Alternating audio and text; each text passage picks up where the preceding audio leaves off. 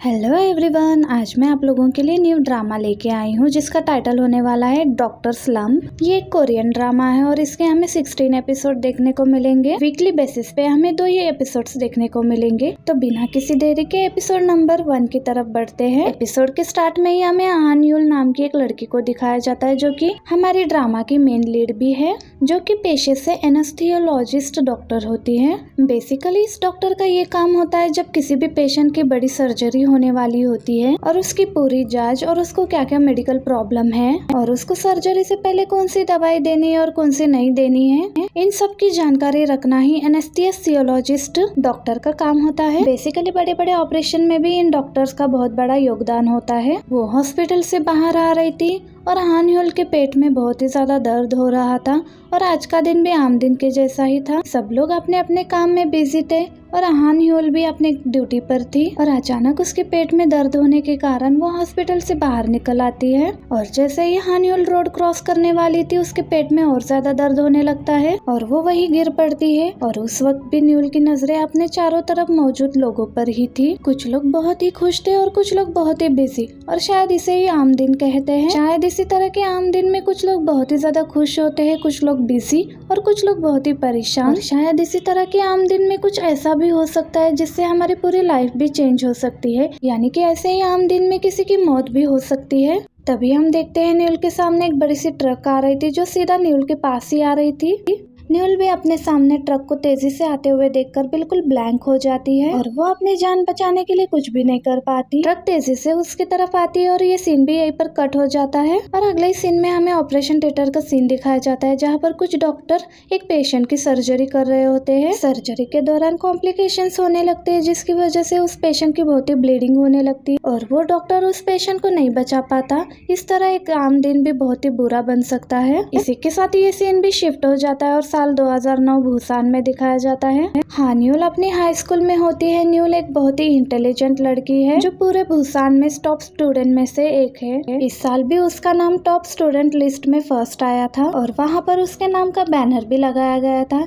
इसी बीच हम उसके न्यूल के मॉम को भी देखते हैं जो न्यूल की अचीवमेंट से बहुत खुश थी और यहाँ पर सेलिब्रेशन भी न्यूल की वजह से ही हो रहा था। यहाँ पर हमें न्यूल की मॉम से न्यूल के बारे में और भी बहुत कुछ जानने को मिलता है, जैसे कि न्यूल टाइम सेव करने के लिए दौड़ते दौड़ते पढ़ती है। वो अपने पूरे दिन में 17 घंटे पढ़ती है और वो सिंपल सादा खाना खाना ही पसंद करती है ताकि उसे खाना डाइजेस्ट करने में कोई प्रॉब्लम ना हो। और उसका पेट भी तभी शांत रहता है जब वो लंबे टाइम तक एक ही जगह पर बैठी रहे। फ्री टाइम में भी वो अपने आप को फ्री नहीं रखना चाहती क्योंकि उसे लगता है कि उसका दिमाग फालतू चीजें सोचने लगता है, इसलिए वो अपने फालतू टाइम में भी अपना सामान ऑर्गेनाइज्ड करने में लगी रहती है।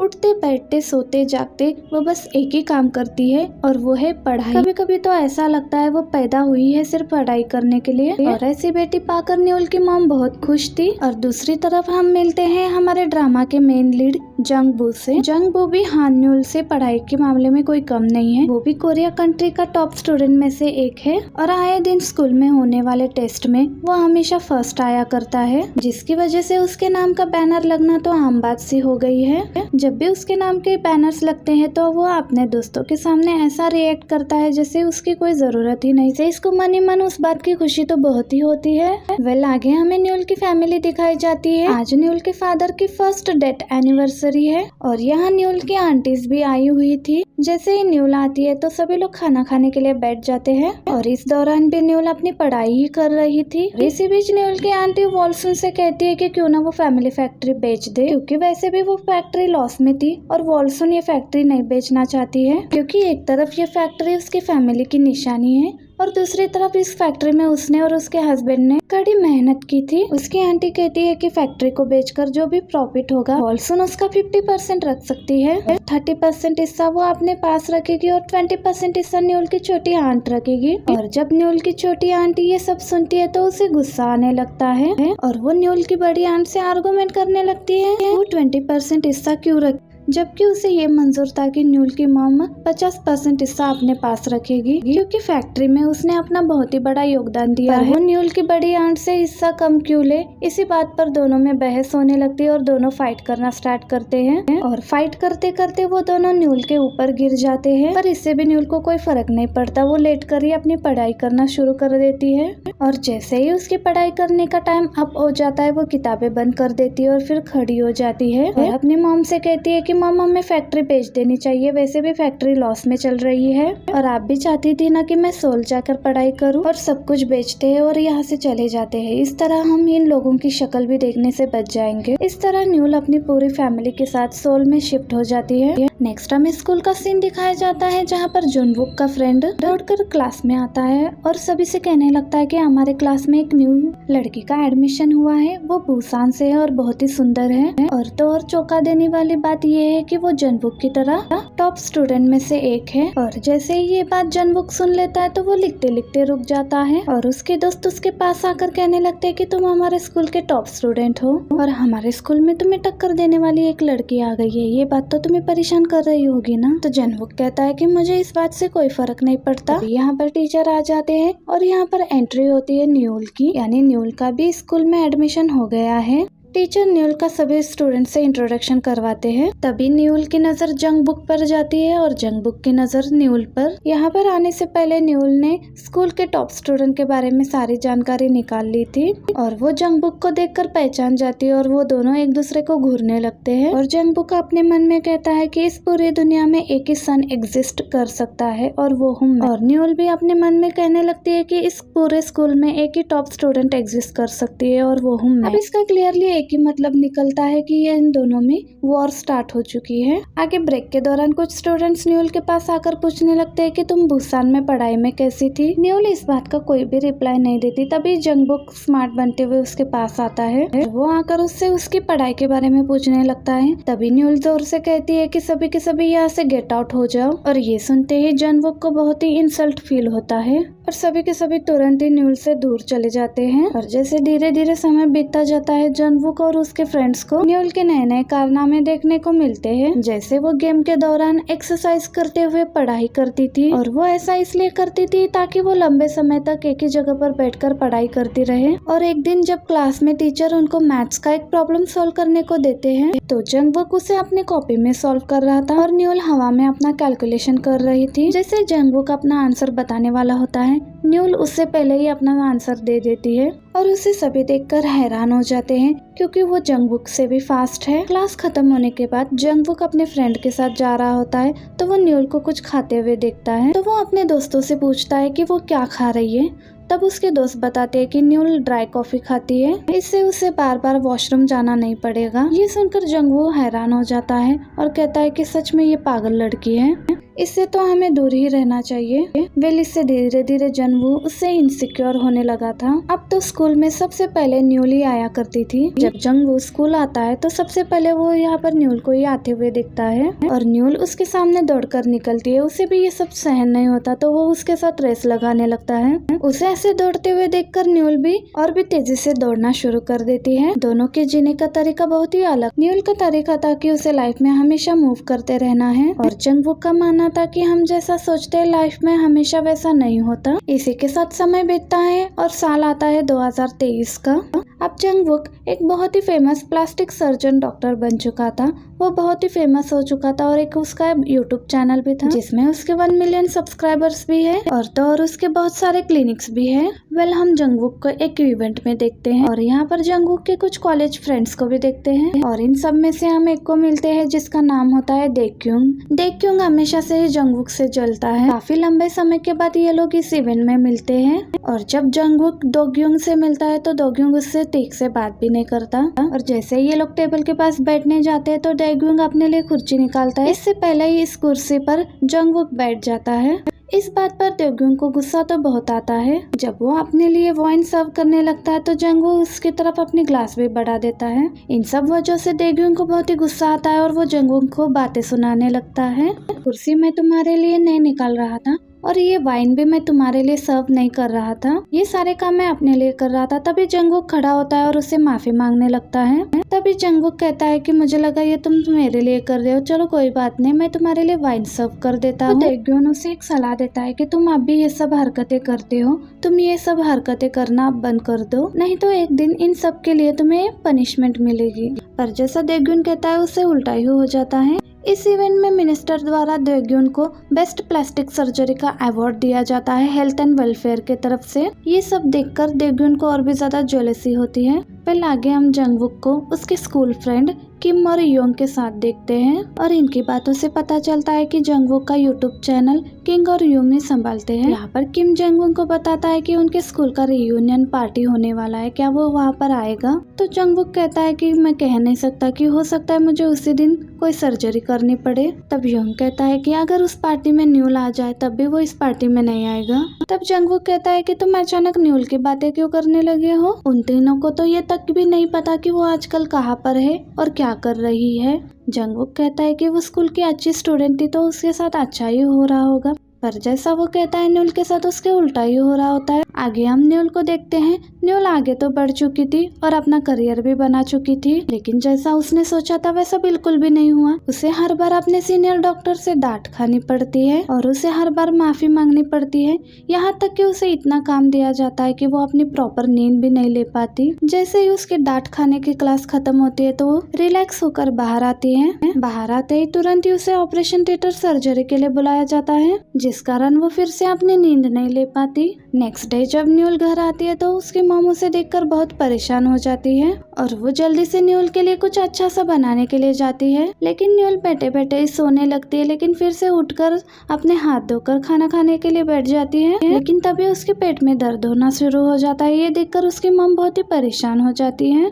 तो न्यूल अपनी मॉम को बताती है कि आजकल उसकी तबीयत ठीक नहीं है। तभी न्यूल को कॉल आता है और उसे हॉस्पिटल बुला लिया जाता है और न्यूल को बिना खाए और बिना नींद पूरी किए वहाँ से भागते हुए जाना पड़ता है। और यहाँ पर जंगकुक की लाइफ पूरी तरह से बदल चुकी थी। वो डॉक्टर के साथ एक इन्फ्लुएंसर भी बन चुका था। उससे बड़े बड़े कंपनी से ऑफर्स भी आया करते थे जिसका वो एड्स किया करता था, जिससे वो लाखों कमाता था और उन पैसों से उसने दर्जनों क्लिनिक्स भी बना लिए थे। वो जिस भी प्रोडक्ट का रिव्यू करता हाथों हाथ वो मार्केट में बिक जाया करते थे। इस तरह उसकी लाइफ बड़ी स्मूथ चल रही थी। लेकिन जब उसकी लाइफ में वो दिन आया और वो इंसिडेंट हुआ तो सब कुछ वहीं पर बदल गया। आगे देखते हैं कि जंगकुक के लॉगिन क्लिनिक में एक पेशेंट आई और उसको कॉन्टोरिंग सर्जरी करवानी थी। जंगकुक को अपने नर्स से पता चलता है कि वो लेडी मकाऊ से आई हुई है और वो अपने साथ इतने सारे बॉडीगार्ड्स को लेकर आई है, जिससे पता चलता है कि वहाँ पर उसका एक अलग ही ऑरा है। वेल सर्जरी का दिन भी आ जाता है और सारी तैयारी भी कर ली जाती है। दूसरी तरफ न्यूल को दिखाया जाता है और वो जिस प्रोजेक्ट पर काम कर रही थी उसमें उसके सीनियर द्वारा लैब के एक डॉक्टर यू को भी शामिल कर लिया जाता है। हाँ, न्यूल इस प्रोजेक्ट पर काम कर रही है, लेकिन उसका सारा क्रेडिट डॉक्टर यू को मिल जाएगा और उसको ये चांस इसलिए मिला क्योंकि उसके फादर बहुत ही नामी बिजनेसमैन है। लेकिन न्यूल को इन सभी चीजों से कोई भी फर्क नहीं पड़ता। वो परेशान हो रही थी बस अपने पेट के दर्द से, और जब वो हॉस्पिटल के बाहर आती है तो उसका पेट का दर्द और भी ज्यादा बढ़ जाता है और उतने में उसको उसके फ्रेंड का कॉल आ जाता है, जिसके साथ बैठकर वो लंच करने वाली थी। और हम उसी सीन पर वापस आ जाते हैं जो एपिसोड के स्टार्टिंग में हमें दिखाया गया था। न्यूलिया रोड के बीचों बीच गिर जाती है और उसके सामने ट्रक आने लगती है, लेकिन शुक्र है कि ट्रक ड्राइवर ट्रक को संभाल लेता है। जब न्यूल की फ्रेंड न्यूल के पास आकर उसे देखती है तो पता चलता है कि न्यूल बेहोश हो चुकी है और उसे इमरजेंसी में हॉस्पिटल पहुंचाया जाता है। एक सीन में ऑपरेशन रूम में देखते हैं कि सर्जरी कॉम्प्लिकेट होने लगती है और पेशेंट के मुंह से बहुत ही ज्यादा ब्लड निकलने लगता है और उसकी टीम पूरी कोशिश करती है कि ब्लीडिंग को रोकने की, लेकिन केस और भी ज्यादा कॉम्प्लिकेट होने लगता है और ब्लीडिंग बिल्कुल भी नहीं रुकती, जिसकी वजह से पेशेंट की वहीं पर डेथ हो जाती है। जंगकुक की लाइफ में ये पहली बार हुआ था कि सर्जरी के दौरान उसके पेशेंट की डेथ हो गई हो। देखते ही देखते ये न्यूज वायरल हो जाती है और जंगकुक को पुलिस स्टेशन का चक्कर भी लगाने पड़ते हैं। पुलिस स्टेशन तो बस उसे पूछताछ के लिए बुलाया गया था, लेकिन उसके सर पर एक बड़ी मुसीबत आने वाली थी। उसने जिस पेशेंट की सर्जरी की थी वो कोई आम इंसान नहीं थी, वो मकाऊ की एक बड़े कसिनो की इकलौती वारिस थी, जिसकी वजह से उसकी फैमिली की तरफ से जंगकुक पे एक बहुत ही बड़ा केस हो जाता है। और ये केस इसलिए भी वैलिड था क्योंकि ऑपरेशन के दौरान वाली फुटेज भी गायब हो चुकी थी। पहले आगे हम कोर्ट का सीन देखते हैं जिसमें अपोजिट पार्टी का लॉयर जंगवुक पर ये आरोप लगाता है कि एक ऐसी मेडिसिन दी जिसे सर्जरी के दौरान नहीं देना चाहिए था, जबकि जंगवुक के वकील का कहना यह होता है कि उनका क्लाइंट यानी जंगवुक अपने क्लिनिक में इस तरह की मेडिसिन ऑर्डर ही नहीं करता। और उसके क्लिनिक में आने वाली सारी मेडिसिन की रिपोर्ट्स भी थी कि उन्हें कहाँ से ऑर्डर किया जाता है और उनके क्लिनिक में कौन से मेडिसिन ऑर्डर किए जाते हैं। लेकिन अपोजिट टीम का लॉयर वहां पर सबूत पेश कर देता है और पता चलता है कि इन्वेस्टिगेशन के दौरान उन्हें ये मेडिसिन ऑपरेशन रूम से ही मिला है और इस बोतल के ऊपर जंगवुक के फिंगरप्रिंट्स भी पाए जाते हैं। वो भी ये जानकर हैरान हो जाता है क्योंकि सच में उसने इस मेडिसिन का यूज नहीं किया था। इस तरह से जंगवुक ये केस हार जाता है और उसे करोड़ों का नुकसान हो जाता है। और जंगवुक को पहली बार ये फील होता है कि विफल और हरा देने में बहुत ही बड़ा अंतर है। जब कोई इंसान अपने सपने को पूरा करने के लिए आगे बढ़ता है, कई मुश्किलों का सामना करने के बाद भी वो वहां तक नहीं पहुंच पाता, उसे विफल हो जाना कहते हैं। जबकि वही इंसान अपने सपनों को पूरा कर लेता है और अपनी मंजिल तक पहुंच जाता है और अपनी एक गलती के कारण उसकी लाइफ खराब हो जाती है, उसे हार जाना कहते हैं। यानी कि फेलियर और डिफीट में बहुत ज्यादा अंतर होता है। आज जंगवुक महसूस कर रहा था कि वो हार गया है, लेकिन फिर भी उसके दिल में एक उम्मीद थी कि उसके दोस्त उस पर बिलीव करेंगे कि उसने ऐसा सच में कुछ भी नहीं किया है। लेकिन जब जंगवुक अपने दोस्तों के साथ आकर मिलता है तो उसके दोस्तों के साथ उसकी लड़ाई हो जाती है, क्योंकि किम और योंग दोनों भी उसके साथ बिजनेस करते थे, जिसकी वजह से उन्हें भी नुकसान हुआ था। और वो भी इस बात का विश्वास नहीं कर पा रहे थे कि उसने उस मेडिसिन का यूज किया या नहीं किया, और अगर उसने उस मेडिसिन को यूज नहीं किया तो उस बोतल पर इसके फिंगरप्रिंट कैसे आ गए। इसके बाद जंगवुक को किम योन से पता चलता है कि उसके ऊपर बहुत सारे पेनल्टीज लगे हुए हैं। इसका मतलब उसके ऊपर 1 बिलियन का कर्जा हो चुका है, जिसे चुकाने के लिए उसे अपना घर, कार, क्लिनिक सब कुछ बेचना होगा। ये सब सुनकर जंगवुक और भी ज्यादा टूट जाता है। यहाँ पर क्योमिन उसको हौसला देता है कि उसे स्ट्रांग रहना होगा। और यहाँ पर हम न्यूल को देखते हैं जिसके पेट में स्टोन था, इसकी वजह से उसे पेट में बहुत ज्यादा दर्द हो रहा था। इसका मतलब ये है कि वो अब बिल्कुल ठीक है, लेकिन वो फिर भी मेंटली बहुत ही डिस्टर्ब थी। उसके दिमाग में बहुत सारी बातें चल रही थी, जिसकी वजह से वो अपनी लाइफ में और करियर में आगे नहीं बढ़ पा रही थी। इतनी मेहनत करने के बाद उसने जो अचीवमेंट पाई थी, उस खुशी को वो फील भी नहीं कर पा रही थी। इसलिए वो एक साइकोलॉजिस्ट के पास पहुंच जाती है, जहां पर वो आकर अपने सारे प्रॉब्लम्स बताती है। जिस दिन जब उसका एक्सीडेंट होने वाला था, उसको ये ख्याल आया कि रोज अपने सीनियर डॉक्टर से डांट खाने से अच्छा है और उनसे माफी मांगने से अच्छा है रोज इसी तरह से काम पर आना और काम से वापस घर जाना। इतनी मेहनत करने के बाद भी फिर भी वही के वही रह जाना, सक्सेस पाने के बाद भी फिर भी हारा हुआ फील करना, अचीवमेंट मिलने के बाद भी उस खुशी को फील भी ना कर पाऊँ। अगर लाइफ ऐसी होती है तो मुझे ऐसी लाइफ नहीं चाहिए। और उसके मन में ये इच्छा आ रही थी कि वो ट्रक उसे टक्कर मार दे और वो वहीं पर मर जाए। शायद ऐसा होने से वो मुक्त हो जाएगी और उसे ये सब फेस नहीं करना पड़ेगा। ये सब सुनने के बाद डॉक्टर उसे फिल करने के लिए एक फॉर्म देते हैं। वो उस फॉर्म को फिल करने के बाद ही डॉक्टर उसे बताएंगे कि उसे क्या प्रॉब्लम है। और हम न्यूल को शांति से बैठकर फॉर्म फिल करते हुए देखते हैं। उस फॉर्म में लाइनें लिखी थी कि क्या आप अकेलापन और उदास फील करते हैं। इसमें 4 ऑप्शन दिए जाते हैं और न्यूल ऑलवेज वाला ऑप्शन फिल कर देती है। नेक्स्ट लाइन होता है कि क्या आप रिजेक्टेड फील करती है और न्यूल इसमें भी ऑलवेज फील करती है। नेक्स्ट लाइन होता है कि क्या आप अचानक बहुत ही दुखी हो जाते हैं और आपका मन रोने को करता है। इस तरह से बहुत से लाइन लिखे हुए थे जिसमें न्यूल सभी में ऑलवेज फील करती है। डॉक्टर उसका फॉर्म देखकर उसे बताते हैं कि उसे डिप्रेशन है। ये सुनकर न्यूल हैरान हो जाती है और कहती है कि ऐसा हो ही नहीं सकता, मुझे डिप्रेशन हो जाए। इस तरह वो डॉक्टर के बातों को फालतू मानकर वहाँ से निकल आती है,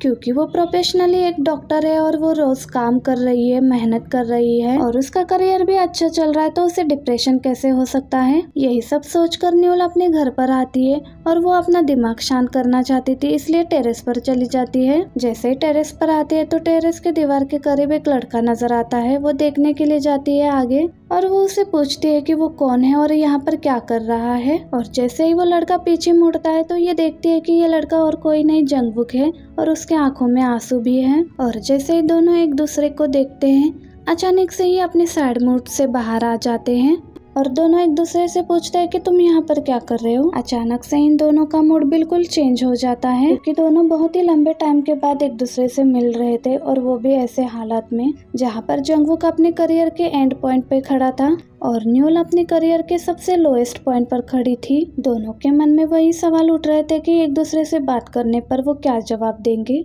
कि उनकी लाइफ में क्या चल रहा है। मैंने देखा कि जंगवू और हान्यूल दोनों एक दूसरे के सामने आ गए थे।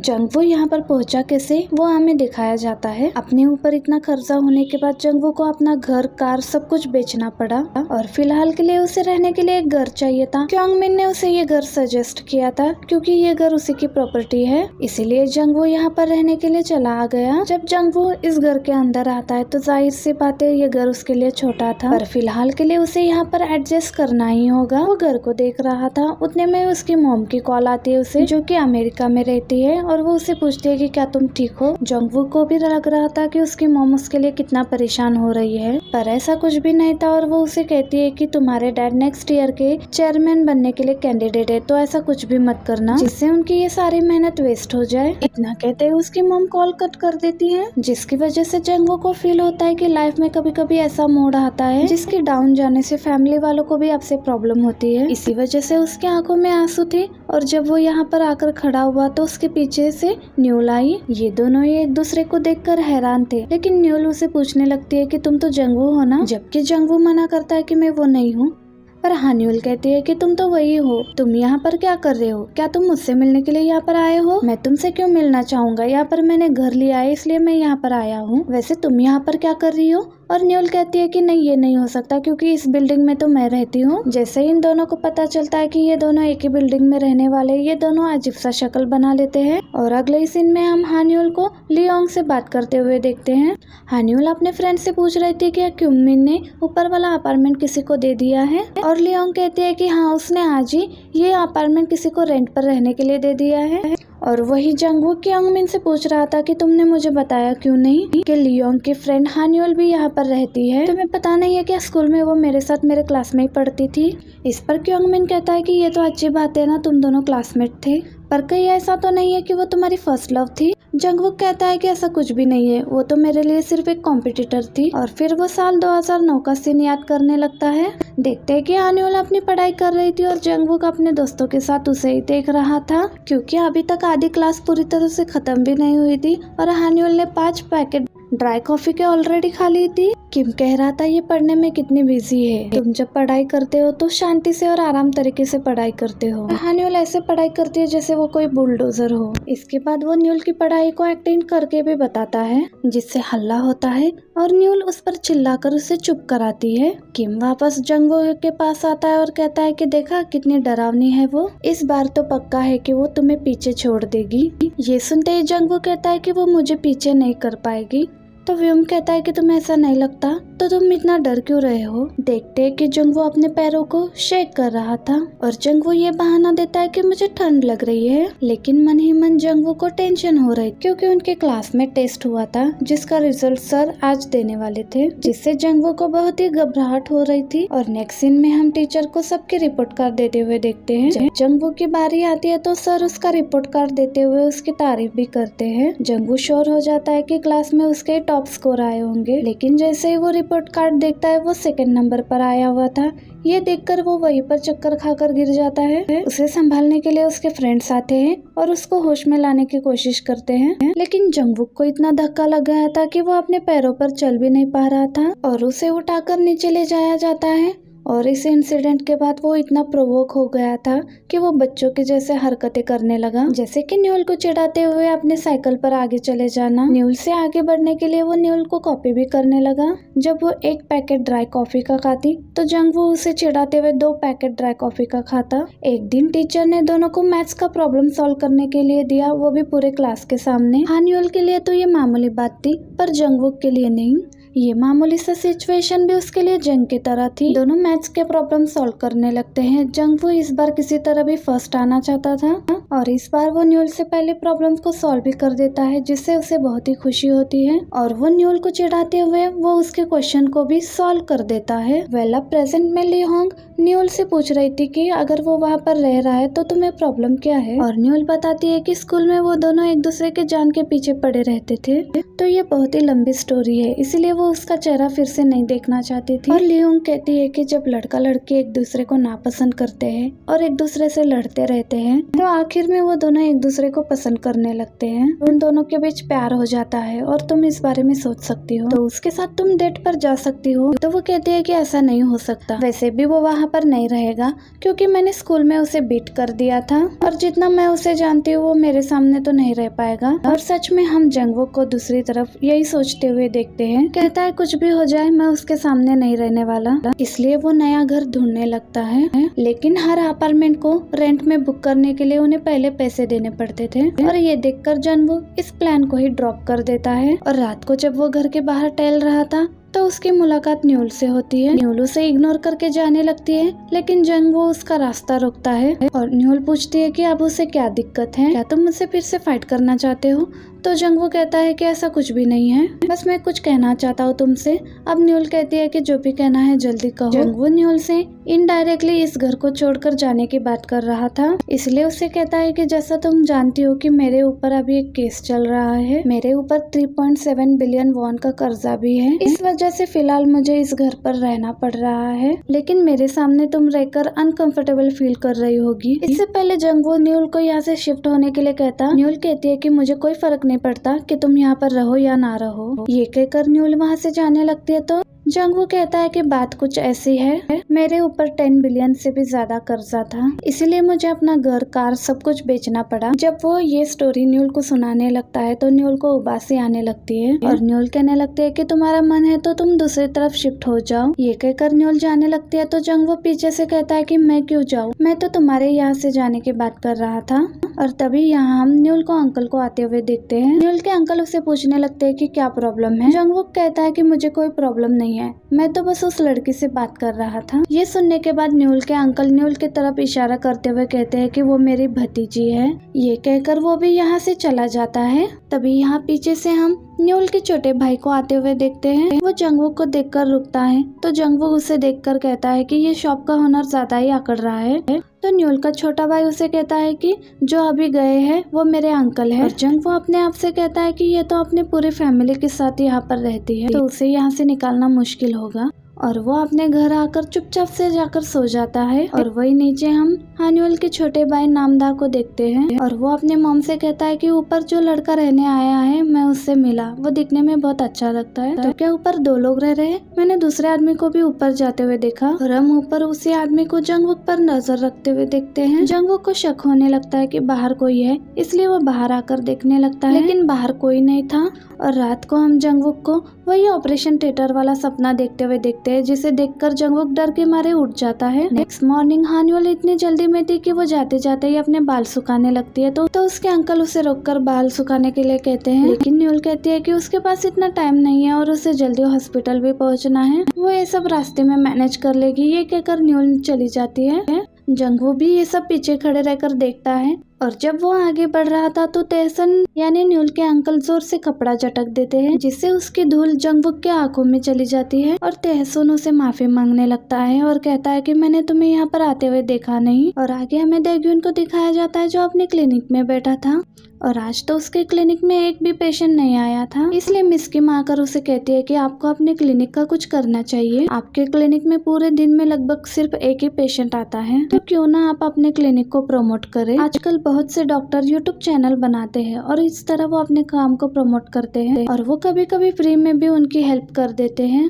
इससे डॉक्टर का नाम भी हो जाता है और क्लिनिक का भी, इसलिए उसके पास खास मौका है, वो भी जंगवुक की वजह से। तो ना वो इस मौके का फायदा उठा ले। तभी दाग्यून खड़ा होता है और कहता है कि मैं जंगवुक के पोजीशन का फायदा नहीं उठा सकता और कहता है कि मैं यूट्यूब चैनल नहीं बनाऊंगा क्योंकि ये जगह मैं जंगवुक के लिए खाली रखूंगा। दरअसल दाग्यून जंगवुक के लिए अच्छा ही सोचता है और कहता है कि मुझे पता है मैं उसकी पीठ पीछे बुराई करता हूँ, पर इसकी एक वजह है जो हमारे बीच है। और वो फिर से अपनी स्टोरी सुनाने लगता है तो नर्स कहती है कि रहने दीजिए, मुझे आपकी स्टोरी में कोई इंटरेस्ट नहीं है। कहकर वो दोनों भी वहाँ से चली जाती है। दूसरी तरफ हम जंगवुक को नया घर देखते हुए देखते हैं और यहाँ के ओनर जंगवुक को देखती है तो वो उसे पहचान लेती है और वो डीलर को साइड में ले जाकर जंगवुक के बारे में बताने लगती है। वहीं जंगवुक को क्योमिन का कॉल आता है। अगले ही सीन में हम जंगवुक को क्योमिन से मिलते हुए देखते हैं। दरअसल जंगवुक ने क्योमिन को एक आदमी के बारे में पता लगाने के लिए कहा जो कि उस दिन ऑपरेशन थिएटर में मौजूद था और वो लड़का जंगवुक के ही क्लिनिक में काम करता था।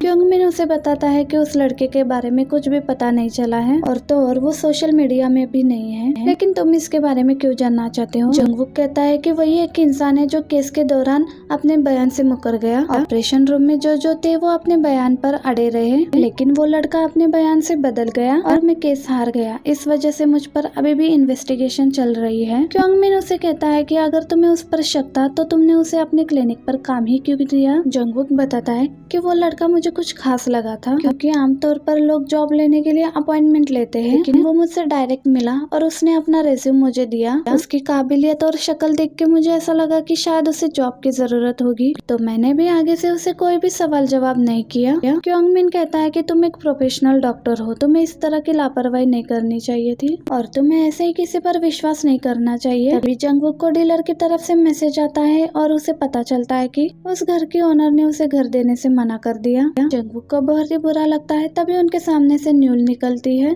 और क्योमिन पूछता है क्या उसने उससे बात की। अगले सीन में जंगवुक न्यूल से बात करने लगता है तो वो उससे पूछती है कि तुम यहाँ पर क्या कर रहे हो? तो वो कहता है कि ऑफ कोर्स मैं तुमसे तो मिलने नहीं आया, डॉक्टर क्योमिन से मिलने आया था। न्यूल उससे पूछने लगती है कि क्या तुम डॉक्टर क्योमिन को जानते हो? वो कहता है कि ऑफ कोर्स मैं उन्हें जानता हूँ, हाई स्कूल में वो मेरे सीनियर थे और मैं उनसे ही ट्यूशन लिया करता था। न्यूल कहती है कि मुझे लगता है कि वो अच्छे टीचर नहीं है, क्योंकि मैंने तुम्हें फर्स्ट सेमेस्टर में बीट कर दिया था, वो भी बिना ट्यूशन के। तो वो कहता है कि एंट्रेंस एग्जाम का क्या, उसमें तो मैंने हाई स्कोर लाए थे तुमसे। और न्यूल फिर उसे उसकी गिनती भी उसे समझाने लगती है। दोनों ही अपने सारे टेस्ट का कैलकुलेशन निकाल कर इस नतीजे पर पहुंचते हैं कि दोनों ने एक दूसरे को बराबर बीट किया था। इसके बाद न्यूल उसे पूछती है कि तुम तो घर खाली करने वाले थे ना, उसका क्या हुआ?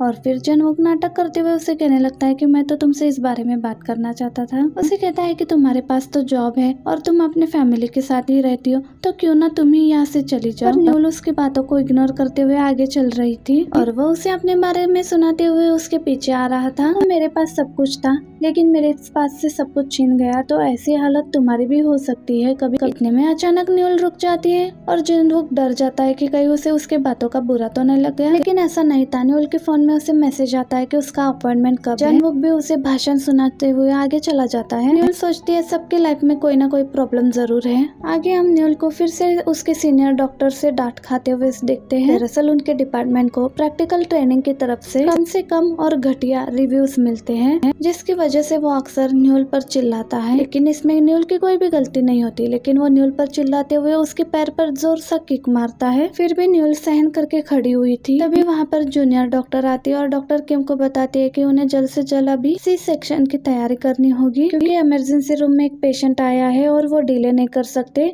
और वो पेशेंट वीआईपी है।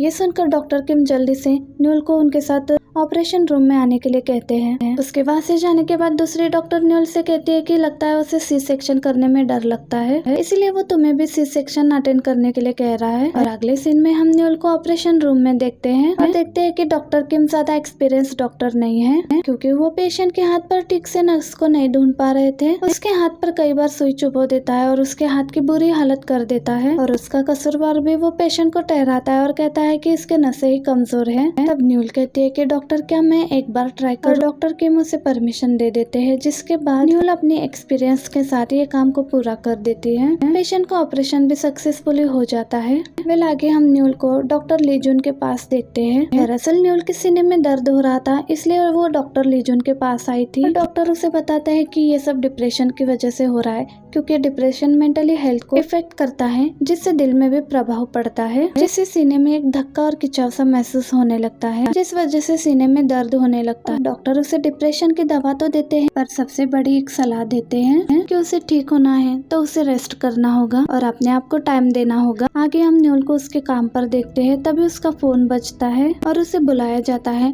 और देखते हैं कि वीआईपी पेशेंट की मदर डॉक्टर किम की क्लास ले रही थी, क्योंकि वो देहान नेशनल यूनिवर्सिटी हॉस्पिटल को भर भर के डोनेशन देती है और यहाँ पर एक्सपीरियंस डॉक्टर की कोई कमी ही नहीं थी। फिर भी उनकी बेटी की हाथ का ये हाल कैसे हुआ, उतने में वहाँ न्यूल दौड़ कर आती है और फिर डॉक्टर किम अपने सीनियर डॉक्टर को बताने लगते हैं कि ये सारा काम न्यूल का है और फिर वो न्यूल को भी पेशेंट की मॉम से माफी मांगने के लिए कहता है और बेचारी न्यूल ऐसा ही करती है। आगे हम डॉक्टर किम के सामने न्यूल को देखते हैं और डॉक्टर किम न्यूल को कहते हैं कि इस बार भी तुम्हें सारा ब्लेम अपने ऊपर लेना है, क्योंकि मैं नेक्स्ट ईयर के लिए एनेस्थीसियोलॉजिस्ट चिप के लिए कैंडिडेट हूँ, तो मैं ये रिस्क नहीं ले सकता। अगर वो हमें फिर से बुलाए तो तुम उनके घुटनों पर गिरकर माफी मांग और वो तुम्हें भी आसानी से माफ कर देंगे और तुम्हें भी तो प्रोफेसर बनना है ना, तो तुम मेरी हेल्प करो और मैं तुम्हारी हेल्प करूंगा। तो आगे उसे कहता है कि मुंह क्यों बना रही हो, मैं जैसा कहता हूँ वैसा करो। अभी न्यूल कहती है कि वो मैंने थी, वो आप थे जो पेशेंट के हाथ से खेल रहे थे। ये सुनकर डॉक्टर किम चिल्लाते हुए उसे बोलते हैं, क्या बोल रही हो तुम? अभी न्यूल उस पर चिल्लाते हुए कहती है कि अपना ब्लेम दूसरों पर डालना बंद कर दो। और पता है स्टूडेंट के कम रिव्यू हमारे डिपार्टमेंट को क्यों आते हैं? क्योंकि तुम्हारी क्लास सबसे घटिया होती है, वही पुरानी घिसी पिटी थ्योरी और पढ़ाने का पुराना तरीका और हमारा डिपार्टमेंट आगे नहीं बढ़ पा रहा, इसके जिम्मेदार सिर्फ आप हो। तो बार बार अपनी सारी गलतियां मुझ पर डालना बंद कर दो। सब कुछ सुनने के बाद किम को गुस्सा आता है और फिर से वो न्यूल के पैर को किक मारने लगता है। उतने में न्यूल उसे किक मारती है और उसे नीचे गिराती है धक्का मारकर। न्यूल कहती है अपनी गलतियों के लिए खुद माफी मांगना। ये कहकर न्यूल जा रही होती है। डॉक्टर किम उसे कहते हैं कि ये घमंड तुम किसे दिखा रही हो, याद रखना इस फील्ड में तुम काम नहीं कर पाओगी और डॉक्टर बनना भूल ही जाना। तभी न्यूल गुस्से में अपना कोट उतार कर टेबल पर रख देती है और कहती है अब बहुत हो गया, मैं इन सब की वजह से अपने हेल्थ को सेक्रीफाइस नहीं कर सकती। न्यूल यहाँ पर अपनी जॉब क्विट करती है। जब ये बात लियोंग को पता चलती है तो वो जल्दी से अपने क्लिनिक से निकलती है न्यूल से मिलने के लिए और रास्ते में वो देग्यून से टकरा जाती है और वो न्यूल के पास जाकर पूछती है कि सुना है कि उसने डॉक्टर किम को पीटा और हॉस्पिटल भी छोड़ दिया। न्यूल भी उसे चुप रहने के लिए कहती है। ये बात मॉम सुन लेगी, चलो साइड में जाकर बात करते हैं और देखते हैं कि न्यूल की मदर ने ये सब सुन लिया था।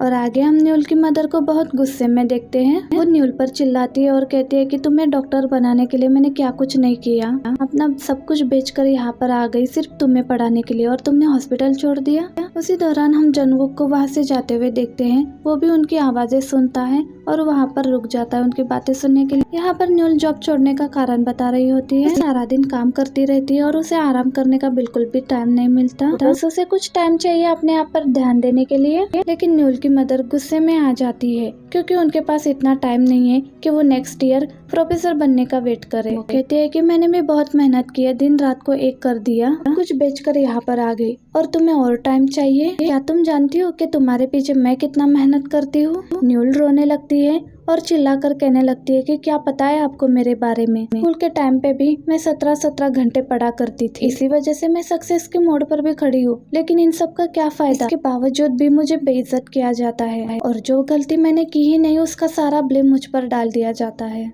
मुझे ऐसे ट्रीट किया जाता है जैसे मुझे कुछ आता ही नहीं है। यहाँ पर न्यूल की मॉम को उसकी सारी बातें समझ में नहीं आती कि उसकी बेटी किस कंडीशन से गुजर रही है और न्यूल यहाँ बता देती है कि उसे डिप्रेशन है और वो रोते हुए अपने घर से बाहर चली जाती है। और ये जानकर न्यूल की मदर को भी हैरानी होती है कि उसकी बेटी को डिप्रेशन है। आगे हम ये देखते हैं कि रात हो गई थी और न्यूल अभी तक घर पर नहीं आई थी और ना ही किसी का कॉल उठा रही थी। तभी बाहर हम जंगवुक को आते हुए देखते हैं, वो भी न्यूल के बारे में सोच रहा था। तभी सामने से न्यूल भी आ जाती है। तभी जंगवुक उसे रोकते हुए ड्रिंक के लिए पूछ लेता है और कहता है कि आज वो थोड़ा सैड फील कर रहा है, उसे किसी से बात करनी है। तब न्यूल भी कहती है एक बोतल ड्रिंक से मेरा कुछ नहीं होगा, अगर तुम्हारे साथ जाऊंगी तो मुझे 3 बोतल ड्रिंक पिलानी पड़ेगी। ये जानकर जंगवुक हैरान होता है और फिर उसे कहता है कि ठीक है। जिसके बाद वो अपना जैकेट उतार कर उसे पहनाने लगता है। तभी न्यूल कहती है कि ये क्या बदतमीजी है। तो वो कहता है कि क्या बदतमीजी, क्या तुम ये कपड़े पहनकर स्टोर जाओगी? तभी न्यूल कहती है कि हाँ तुम ठीक कह रहे हो। जिसके बाद वो जैकेट जल्दी से पहन लेती है और दोनों ड्रिंक करने के लिए स्टोर जाते हैं। लेकिन यहाँ पर भी इन दोनों की किस्मत खराब निकलती है क्योंकि इसी स्टोर में उनके स्कूल के रियूनियन पार्टी चल रही थी। किम जंगवुक को देखकर उसे खींचकर टेबल पे लाकर बिठा देता है और फिर सभी लोग न्यूल से मिलते हैं और उसे पूछते हैं कि क्या वो दोनों अभी भी कांटेक्ट में हैं। न्यूल बहाना देती है कि उसे जंगवुक से कुछ काम था इसलिए उसने उसे कांटेक्ट किया और यहाँ पर जंगवुक सफाई देने से बच जाता है। लेकिन यहाँ पर भी सभी लोग जंगवुक के केस के बारे में बात करने लगते हैं। इससे जंगवुक को अच्छा फील नहीं होता और वो वहाँ से निकलकर बाहर आ जाता है। उसके पीछे पीछे किम योंग और न्यूल भी आती है। किम जंगवुक को समझाने की कोशिश कर रहा था कि वो अभी भी उसकी परवाह करते और अभी भी उसके दोस्त है। लेकिन ह्यूल फिर से कहने लगता है कि क्या तुमने सच में उस पेशेंट को जानबूझ के मारने की कोशिश की। जंगवुक भी उन दोनों पर गुस्सा निकालता है और कहता है कि तुम दोनों मुझ पर किस बात का गुस्सा निकाल रहे हो। मेरी वजह से तुम्हारा लॉस हुआ, क्या यही वजह है? लेकिन क्या तुम दोनों भूल गए, तुम दोनों अपने बिजनेस के कारण बैंकक्रप्ट हो गए थे और फिर मैंने तुम दोनों को काम दिया ये सोचकर कि तुम्हें जरूरत है। तुम दोनों तो मेरे दोस्त हो ना, तुम दोनों को तो मुझ पर विश्वास होना चाहिए। फिर योंग को भी अपनी गलती का एहसास होता है और फिर वो जंगवुक से माफी मांगने लगता है। जंगवुक का मूड बहुत ही ऑफ हो गया था और फिर वो वहाँ से जाने लगता है। न्यूल भी उसके पीछे पीछे आ रही थी। तभी जंगवुक रुकता है और उसे कहता है कि प्लीज मेरे पीछे मत आओ। तभी न्यूल कहती है कि क्या तुम भूल गए, हम सेम बिल्डिंग में ही रहते हैं। ये सुनकर जंगवुक फिर से चलने लगता है और न्यूल उसके पीछे आने लगती है। फिर से जंगवुक रुकता है और उसे पूछता है कि क्या तुम अभी भी 3 बोतल सोजू पीना चाहोगी। और नेक्स्ट सीन में हम इन दोनों को ड्रिंक करते हुए देखते हैं। ड्रिंक करते हुए ये दोनों बहुत सारे बातें करते हैं और दोनों एक दूसरे को बीट करने की कहानी को शुरू कर देते हैं। इन दोनों को घर आते हुए देखते हैं तो जंगवुक एक काले सूट वाले आदमी को देखकर डर जाता है और न्यूल से कहता है कि ये उसका सीक्रेट है कि उसको ब्लैक सूट वाले लोगों से डर लगता है। जिसके बाद न्यूल उसका मजाक बनाती है और फिर दोनों एक गेम खेलने लगते हैं कि कौन किसके सिर पर जोर का फटकी मार सकता है। सबसे पहले न्यूल की बारी आती है, फिर वो जोर से उसके सिर पर फटकी मारती है और फिर जंगवुक कितने से ही फटकी में नीचे गिर पड़ता है और फिर न्यूल हंसकर उसका मजाक बनाने लगती है। लेकिन जंगवुक कहता है कि ये बहुत जोर से था, लेकिन अब मेरी बारी है। तभी न्यूल के फोन में एक मैसेज आता है और ये मैसेज उसकी मॉम की तरफ से था। उसमें लिखा था कि उसे न्यूल की तरफ से कुछ नहीं चाहिए, उसे चाहिए तो बस अपनी बेटी और वो भी सही सलामत। इसे पढ़कर न्यूल रोने लगती है तो जंगवुक कहता है कि देखा, मेरी बारी आते ही तुम रोने लगी। न्यूल कहती है कि ऐसी बात नहीं है, दरअसल मेरे आंसू रुक नहीं रहे हैं। और फिर न्यूल सीरियसली और भी ज्यादा रोने लगती है। जंगवुक कहता है कि रोना बंद कर दो, नहीं तो मुझे भी रोना आ जाएगा। और फिर थोड़ी देर में हम इन दोनों को बच्चों की तरह रोते हुए देखते हैं। दोनों रोते हुए एक दूसरे को हक कर लेते हैं और अपने मन का सारा दुख रोते हुए निकालने लगते हैं। उन दोनों को एक दूसरे का साथ कंफर्ट फील करा रही थी और की स्टार्ट होती है साल 2009 से, जहां हमें दिखाया जाता है कि जंगवुक की लाइफ न्यूल के आने से पहले बहुत ही अच्छी चल रही थी। वो अपने स्कूल में एकमात्र ऐसा स्टूडेंट था जिसके नंबर 1 मार्क्स आया करते थे। वो अपनी फैमिली में, रिलीजन में, यहाँ तक कि पूरे कोरिया कंट्री में भी टॉप मार्क्स लाया करता था। और तो और उसके क्लासमेट्स भी उसे बहुत पसंद किया करते थे क्योंकि वो उनके लिए भी नोट्स बनाया करता था। और तो और वो बाकी चीजों में भी बहुत ही एक्टिव था, जैसे कि स्पोर्ट्स और बाकी एक्टिविटीज में। वो स्कूल में इतना पॉपुलर हो चुका था कि सभी लोग उसे खाना ऑफर करते थे और लड़कियां तो उसके दोस्त बनने के लिए मरा करती थी। पर एक दिन वो दिन आया कि पता नहीं न्यूल उनकी क्लास में कहां से आ टपकी। उसने पहले तो उसे सीरियसली नहीं लिया था, लेकिन जब उनके फर्स्ट टेस्ट का रिजल्ट आया तब वो अपने लाइफ में फर्स्ट टाइम सेकंड आया था और उस इंसिडेंट ने उसे फास्ट होने में मजबूर कर दिया था। न्यूल एक्स्ट्रा पढ़ाई करने के लिए दौड़कर स्कूल जाया करती थी। उसे वॉशरूम जाना ना पड़े इसलिए वो ड्राई कॉफी खाया करती थी। ऐसी लड़की उसने कभी नहीं देखा जो पढ़ाई के लिए इतना ऑब्सेस्ड हो। और फिर जंगवुक ने भी अपने आप को फास्ट करने के लिए ये सब कुछ करना शुरू कर दिया, यहाँ तक कि उसने अपने नींद को भी सैक्रिफाइस कर दिया। लंच के टाइम पे जब जंगवुक खाना ले रहा था तब न्यूल समय बचाने के लिए सिर्फ बनाना ही खाती थी। ये देखकर जंगवुक खाना तो छोड़ो, वो बनाना भी नहीं खाता। आगे देखते हैं कि जंगवुक जब देर रात के लिए पढ़ाई कर रहा था तो उसकी आंखें सोने के लिए कर रही थी। अब तक बहुत रात भी हो चुकी थी, इसलिए जंगवुक अपना बैग पैक करके घर जा रहा था। लेकिन तभी वो देखता है कि एक डेस्क की लाइट जल रही थी और वो जब वहाँ जाता है तो देखते हैं कि न्यूल अभी भी पढ़ाई कर रही थी और उसका चेहरा देखकर लग रहा था कि नींद तो उसको दूर दूर तक नहीं आ रही थी। आखिर ये कैसी लड़की है जिसे नींद भी नहीं आती। और अब वो यहाँ बैठी थी तो जंगवुक घर कैसे जा सकता है। और वो न्यूल को इशारा करता है कि तुम जब तक यहाँ पर पढ़ोगी तब तक मैं भी यहाँ पर पढ़ूंगा। वो उसी के अपोजिट वाले डेस्क में पढ़ाई शुरू कर देता है। वेल, इस तरह से जग जग कर पढ़ाई करने से जंगवुक की हालत बहुत ही खराब हो जाती है। अगले दिन हम जब उसे क्लास में देखते हैं उसकी हालत ऐसी बन चुकी थी जैसे वो ज़ॉम्बी बन चुका हो। लेकिन वो न्यूल को देखकर अपने आप को मोटिवेट कर रहा था। वेल, जैसे ही आगे क्लास डिसमिस होती है तो जंगवुक खड़ा होता है और उसे फील हो रहा होता है कि वो अभी नीचे गिर जाएगा। लेकिन उससे पहले न्यूल बेहोश होकर गिर जाती है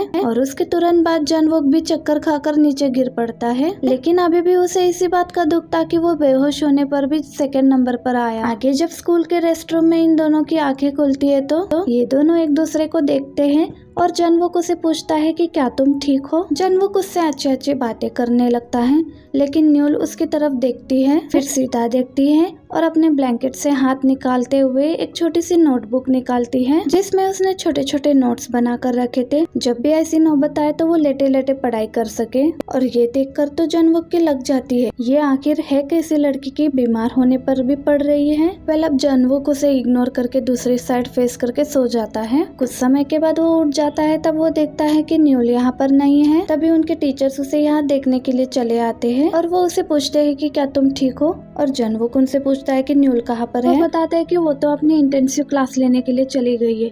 ये सुनने के बाद तो जनवुक और भी क्रेजी हो जाता है, क्योंकि वो तो अपनी केयरनेस को छुपा नहीं पाया, इसलिए वो ये न्यूल से पूछता है कि क्या तुम ठीक हो। लेकिन न्यूल इतनी रूड लड़की है कि उसने उससे पूछा भी नहीं कि क्या तुम ठीक हो, और मुझे इस हाल में छोड़कर ये अपनी क्लास अटेंड करने के लिए चली गई। वो चिल्ला कर खड़ा होता है और बोलता है कि देखता हूँ अब तुम मुझसे आगे कैसे निकलती हो।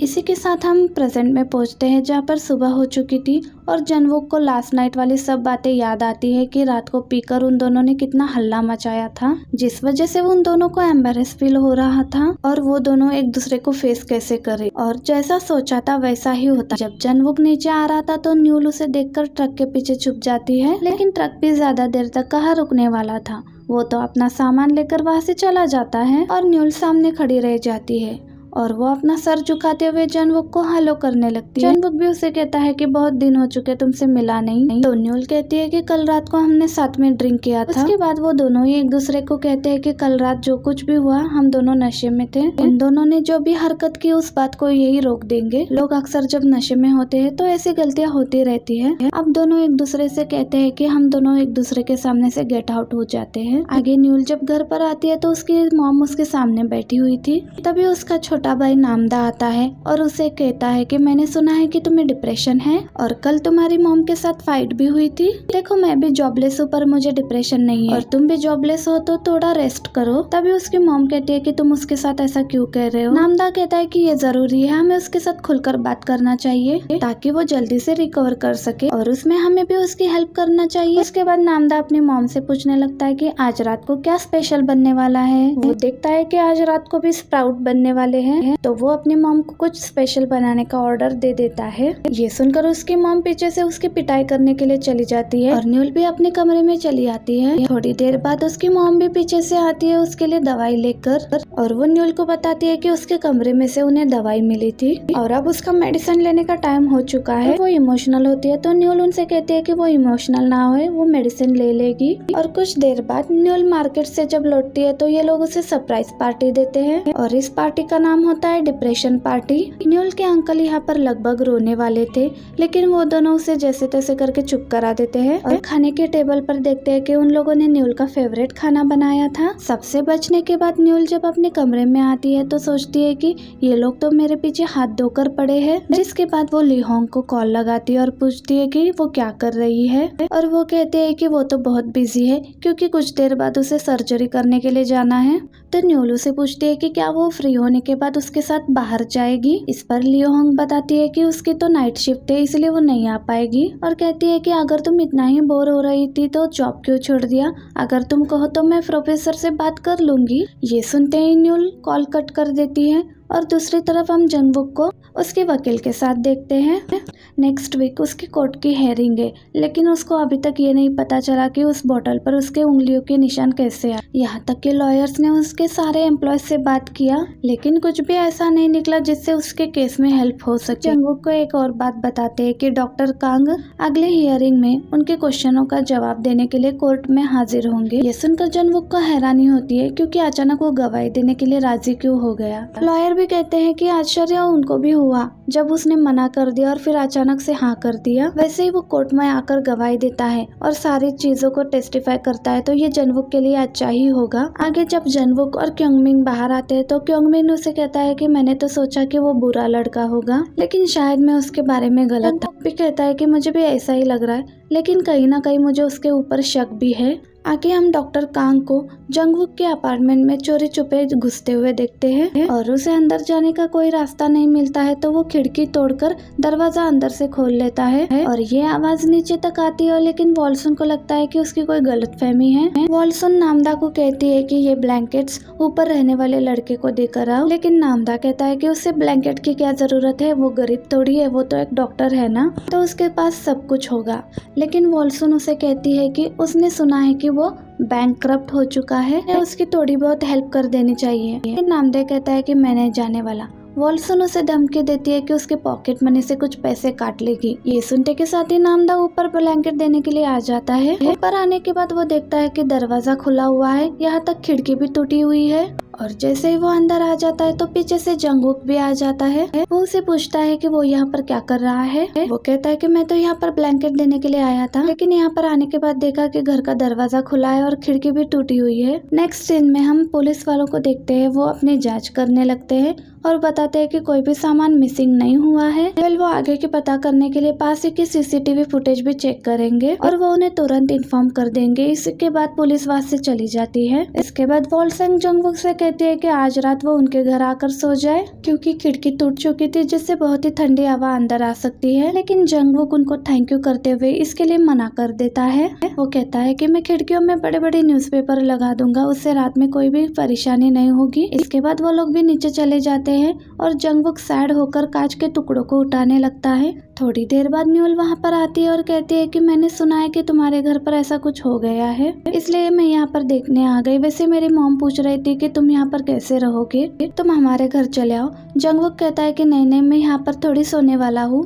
तो फिर कहाँ सोने वाले हो? क्योंगमिन के घर पर। मुझे पता है कि आज रात उसकी नाइट ड्यूटी है। इस पर जंगवुक कहता है कि तो क्या हुआ, मेरे दूसरे फ्रेंड्स नहीं है, मैं उनके घर चला जाऊंगा। न्यूल कहती है कि कौन से फ्रेंड्स, जिनके साथ तुम्हारा झगड़ा हुआ और वो तुम्हारा कॉल भी नहीं उठाते? तो चलो अब बहाना देना बंद कर दो और नीचे आकर सो जाना। वैसे तो ये मेरे लिए भी ऑकवर्ड है, लेकिन फिर भी चलता है, क्योंकि मैं भी नहीं चाहूंगी कि मेरा क्लासमेट यहाँ पर ऐसे सोए। जिसके बाद वो भी यहाँ पर उसकी हेल्प करने के लिए आ जाती है और उसे डराने लगती है। अगर वो इस तरह यहाँ पर अपने रूम में सोएगा, क्या पता वो काला सूट वाला आदमी उसके घर पर आ जाए और उसे मार दे और नदी में फेंक दे। कहीं किसी को क्या पता चलेगा। ये सब सुनकर जंगवुक कहता है कि मुझे डराना बंद कर दो।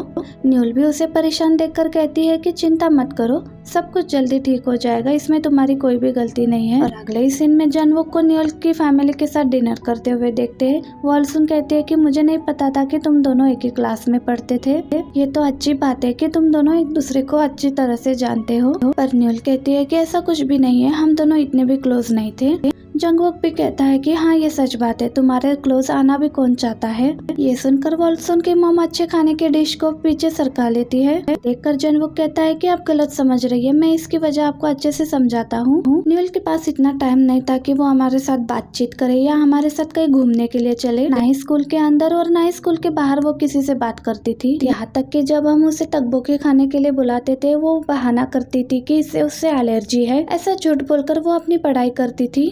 न्यूल कहती है कि तो तुम्हें पता था कि मैं झूठ बोलती थी। जंगवुक कहता है कि ऑफ कोर्स मुझे पता था, क्योंकि तकबोकी से किसी को एलर्जी नहीं होती। मे बी इन्हीं सारी वजहों से हम लोग कभी क्लोज फ्रेंड नहीं बन पाए। तब न्यूल बताती है कि वो तकबोकी खाना चाहती थी, यहाँ तक कि उसका मन करता था कि वो आर्केड और कराओके गेम में जाए, लेकिन मन ही मन उसको पता था कि उसको पढ़ाई करनी है, इसीलिए वो अपने मन को रोककर पढ़ाई करती थी। ये सब सुनकर वॉल्सन फिर से रोना स्टार्ट कर देती है और कहती है कि मुझे तो पता ही नहीं था कि तुम अपना मन मारकर पढ़ाई करती थी। फिर सभी मिलकर उसे चुप करते हैं और खाना एंजॉय करते हैं। उसके बाद न्यूल जंगवुक को उसकी सोने की जगह दिखाती है। उसके बाद जंगवुक उसे पूछता है कि क्या वो आइसक्रीम खाने के लिए बाहर जा सकते हैं, क्योंकि वो दोनों फ्रस्ट्रेशन से गुजर रहे हैं, इसलिए बाहर जाके फ्रेश एयर भी ले लेंगे। पर न्यूल उसे मना कर देती है क्योंकि बहुत रात हो चुकी थी।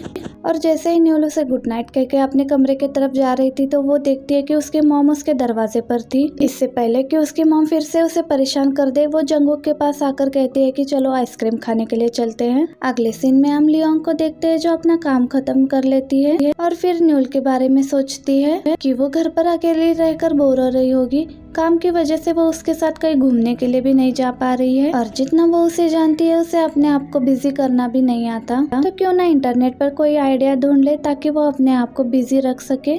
इसीलिए वो यूट्यूब पर एक वीडियो सर्च करती है और उसे यूट्यूब पेज पर एक वीडियो मिल जाता है जो देग्यून का होता है, जिसमें लिखा होता है कि क्रेन्स को फोल्डिंग कैसे करे विद ब्लैंकेट। जब वो वीडियो ओपन करके देखती है तो इसमें बहुत सी स्टूपिड चीजें थी, लेकिन फिर भी उसे वीडियो पसंद आता है और वो चैनल को सब्सक्राइब भी कर लेती है। दूसरी तरफ देग्यून को अपनी क्लिनिक से बाहर निकलते हुए देखते हैं। उसे एक नोटिफिकेशन आता है और वो फोन निकाल कर नोटिफिकेशन जब देखता है तो देखता है कि उसे एक सब्सक्राइबर मिला।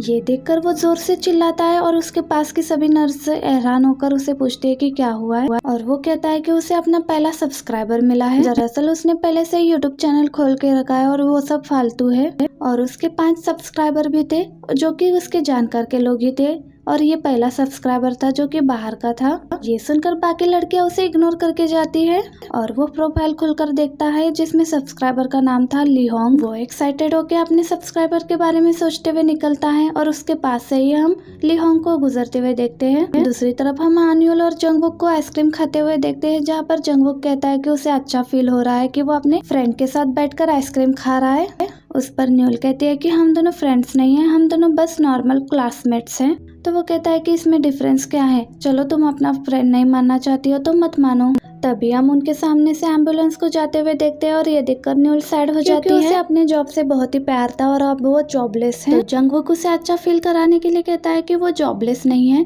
थोड़े दिनों के लिए वो फ्री है, तो क्यों ना वो कुछ फन करे। फिर वो उसे पूछता है कि वो ऐसा क्या करना चाहेगी जिससे उसे अच्छा फील हो। तो न्यूल कहती है कि मैं ऐसे लिखना पसंद करूंगी, फ्री टाइम में जब भी मैं ऐसा लिखती हूँ पढ़ती हूँ तो मुझे बहुत अच्छा लगता है। जंगवुक कहता है कि पढ़ने लिखने की बात छोड़ो, तुम वो सब करो ना जो तुम स्कूल के टाइम में करना चाहती थी, जैसे कि तुम तकबोकी खाना चाहती थी, अकार्डे और कराओके गेम भी खेलना चाहती थी, तो आपसे तुम वही करोगी जो तुम करना चाहती थी। जिसके बाद वो उसे तकबोकी खाने के लिए ले जाने लगता है, तो वो कहती है कि मुझे नहीं खाना, उसने अभी ही खाना खा लिया है। जब जंगवुक उसे जबरदस्ती तकबोकी खाने के लिए ले जाता है तो सबसे ज्यादा तकबोकी न्यूल ही खाती है और अपना ज्ञान देने लगती है कि जब कोई स्ट्रेस में हो तो उसे अपना मनपसंद खाना खाना चाहिए। इसके बाद जब जंगवुक आर्केड गेम के बारे में बात करने लगता है तो वो कहती है कि ये सब बहुत ओल्ड फैशन की बात है, वहाँ पर जाकर हम क्या करेंगे। लेकिन अगले सीन में हम दोनों को यहाँ पर देखते हैं, न्यूल इतने सारे गेम देखकर पागलों की तरह सारे गेम खेलने लगती है, और जब एक सॉन्ग गाने की बारी आती है तो वो बहुत ही एक पुराना सा पोएम गाने लगती है जो जंगवुक किसी तरह बर्दाश्त कर रहा था, पर अब उसे बर्दाश्त नहीं हो रहा होता है तो वो कैंसिल का बटन दबा देता है। वो उसे कहता है कि गलती से बटन दब गया। फिर वो उसे कहता है कि आज के सॉन्ग गाओ, जैसे के पॉप सॉन्ग। न्यूल कहती है कि दरअसल मैंने के पॉप सॉन्ग नहीं सुना क्योंकि मैं सॉन्ग सुनकर अपना टाइम वेस्ट नहीं करना चाहती थी, लेकिन मुझे अब लग रहा है कि मुझे कुछ सॉन्ग सुन लेने चाहिए थे। जंगवुक उसे सॉन्ग सिखाने के लिए के पॉप डांस स्टेज पर ले जाता है। यहाँ पर बीट और म्यूजिक के साथ डांस करना होता है। वो दोनों बहुत मस्ती करते हैं और आगे जब वो दोनों घर पहुँचने लगते हैं तो वो दोनों अपने लाइफ की सारी गलतियाँ एक्सप्लेन करने लगते हैं। तब जंगवुक कहता है कि हम दोनों को ब्रेक ले लेना चाहिए क्योंकि हम दोनों भी रॉक बॉटम तक पहुंच चुके हैं। आगे जब जंगवुक अपने रूम में पहुंचता है तो वो न्यूल के बारे में सोचता है कि उसे पता नहीं था कि न्यूल का दूसरा साइड इतना अच्छा है। देखा जाए तो वो मुझसे इमोशनल भी है और किसी का कैरेक्टर भी अच्छे से जज कर सकती है, और वो थोड़ी बहुत क्यूट भी है। ये सब सोचकर जब वो स्माइल करता है और फिर होश में आता है, क्यूट? किसने कहा क्यूट?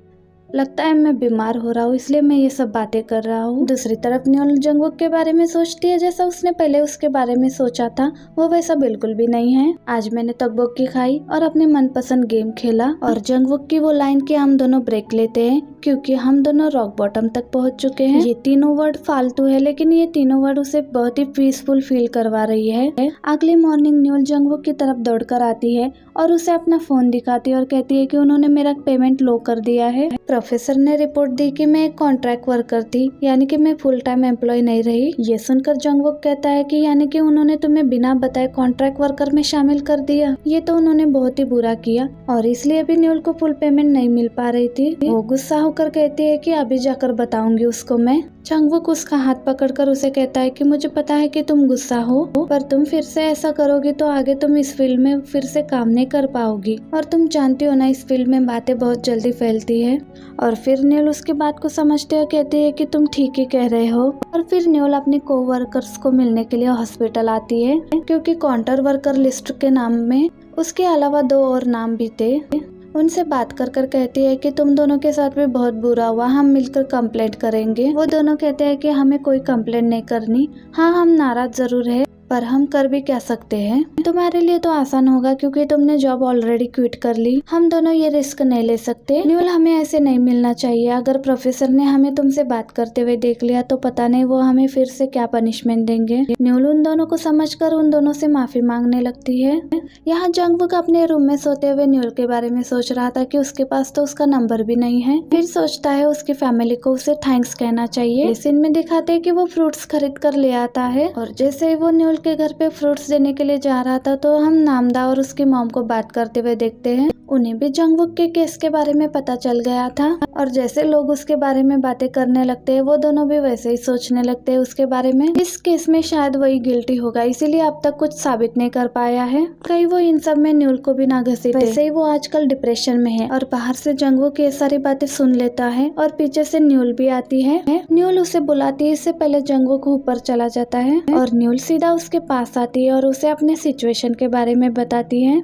उसके कोवर्कर सब उसे मिलना भी नहीं चाहते। जंगवुक भी उसे कहता है कि तुम्हें यहाँ पर नहीं आना चाहिए। ये कहकर वो अपने रूम में चला जाता है। उसके बाद न्यूल भी अपने घर आ जाती है। उसके आते ही उसकी मॉम जंगवुक के बारे में सारी बातें बताने लगती है कि उसके ऊपर केस चल रहा है, हो सकता है वो गिल्टी भी हो, तो जितना हो सके उससे दूर ही रहे। तब जाकर न्यूल को सारी बातें समझ में आती है। आखिर जंगवुक के पास उसके लॉयर का कॉल आता है और पता चलता है कि डॉक्टर कांग ने अपनी गवाही देने से मना कर दी है और अब तो उसका कॉन्टेक्ट नंबर भी नहीं मिल रहा है। अगर ऐसा होता है तो अगले हियरिंग में उनका केस वीक पड़ जाएगा। इसी टेंशन की वजह से जंगवुक उसका कॉन्टेक्ट नंबर निकालता है और वो रिसेंटली जहाँ पर काम कर रहा है वहाँ पर आकर उसका पता लगाने जाता है, लेकिन वहाँ आकर उसे पता चलता है कि उसने आज ही जॉब क्विट कर दी है। जैसे तैसे वो उसका दूसरा कॉन्टेक्ट नंबर निकालता है और कॉल करता है। दूसरी तरफ डॉक्टर कांग उसका कॉल नहीं उठाता। आगे जंगवुक लॉयर को सारी बातें बताता है। फिर लॉयर कहता है कि अब वो कुछ भी नहीं कर सकता, अब उसे ढूंढना उनके लिए टाइम बर्बाद करना होता है। अभी फिलहाल अगले हेयरिंग की तैयारी पर ध्यान देना चाहिए। वही रात को हम न्यूल को देखते हैं। वो इस केस के बारे में डिटेल से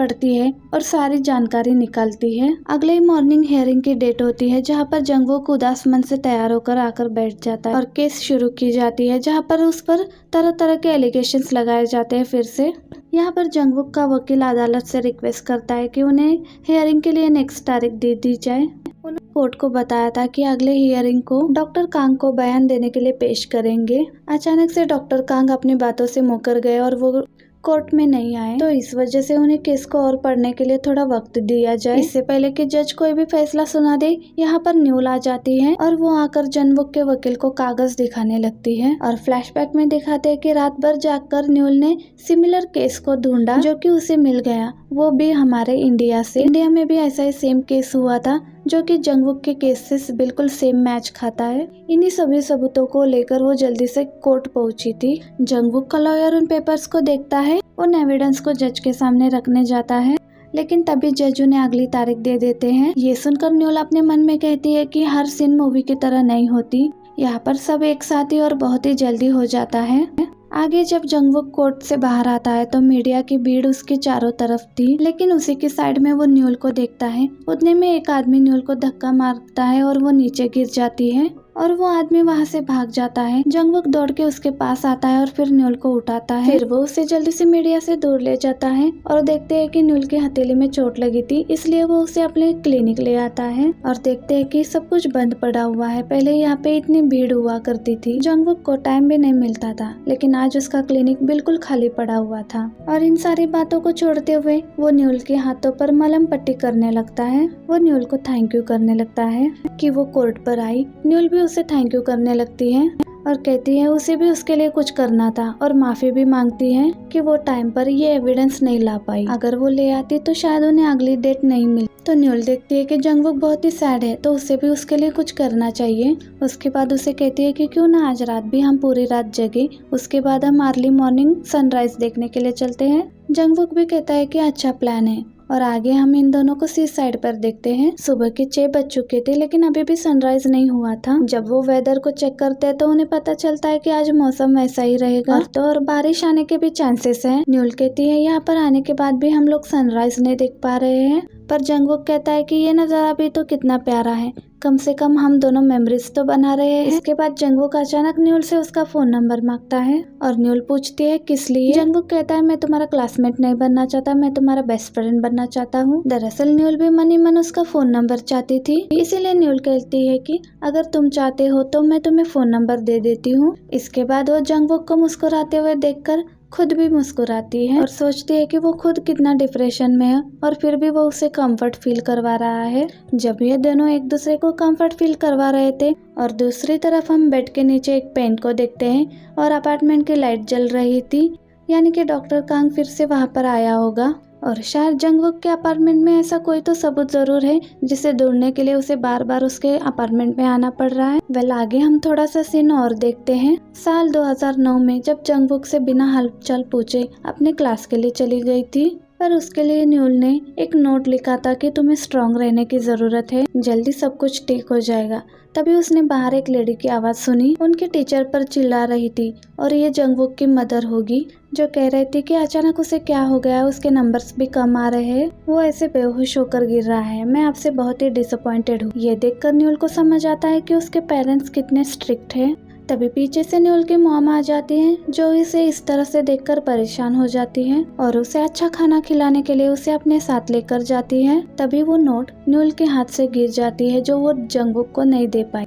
इसी के साथ हमारा ये पार्ट भी एंड हो जाता है। वीडियो अच्छी लगी हो तो वीडियो को लाइक करना। Thank you, bye bye, keep watching.